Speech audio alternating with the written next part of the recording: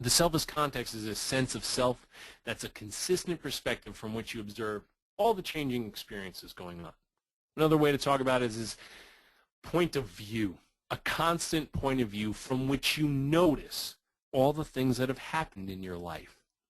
Now, I would argue that if we're going to demystify ACT during this hour, we can't delve too deeply into the self as context. I sometimes do 2-day workshops, and we'll spend 2 hours on this, and still people will have questions. So I am going to demystify it and ask you to do something just very simple. It's a very simple exercise. I'm not saying you're going to get this philosophical construct of self as context from this, but I think it will demystify what we're talking about. Imagine I gave you this handout. You have this sheet of paper right in front of you, and it's a 3-question fill-in-the-blank exercise, and you had to fill this out. And if you've got, paper and pencil, imagine you were doing this right now. And I'm going to do it for you. I'm going to do it from my point of view. You think about it as a thought exercise, or do this in 3D on a piece of paper if you're willing to do this for the next, minute or so, and fill this in. And I would fill it in, and I would say, I am a psychologist. And then I'll fill in another one. I am standing. That's true. And I am happy. Okay? Now, what I'm going to ask you to do, now that you have filled in yours, or you've thought about your 3, I'm going to ask you to imagine, or actually do this. Just cross out the first one. Whatever you wrote, just cross it out. I wrote I'm a psychologist. Guess what? That's not all I am. That doesn't describe me. Someday I'll retire, and I'll still be me. So my role, the role that I play, isn't me. That's not who I am.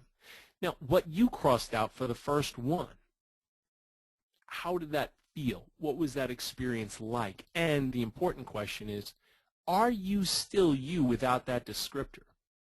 Now you can tell me, well, I wrote alive. Okay, if you wrote alive for the first one, you cross that out, I get it. You busted my exercise. But certain things that we sometimes use to describe ourselves, we sometimes hold on to it.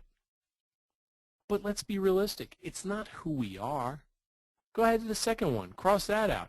Well, I was standing. Now I'm sitting down. And I'm still me. Cross out that second one. Are you still you with that gone as a descriptor? Go to that third one. I wrote I am happy. And I am happy right now. But later, I might be angry. Tomorrow, I might be frustrated because I have to fill out Medicaid paperwork in triplicate. I'm not going to be happy during that situation, but that's all right. I'm not just that. That's just an emotion. The point I'm trying to make in order to demystify what we mean by self as context as a principle in ACT is you're not the way you describe yourself to be. That core you, that self as context you, it's still on the page. It can't be crossed out. Just look at that slide and see what's still there. I am. Full sentence. Subject, verb. That experience, that I am experience, that's always true. That's always going to be true as long as you're alive. What if we could help our clients just come in contact with this? Not, I am an alcoholic, I am a bad person. Just, you are. I am. That's it. All that other stuff is verbal baggage, just experiences that you've had. You could talk about emotions and sensations and roles and behaviors.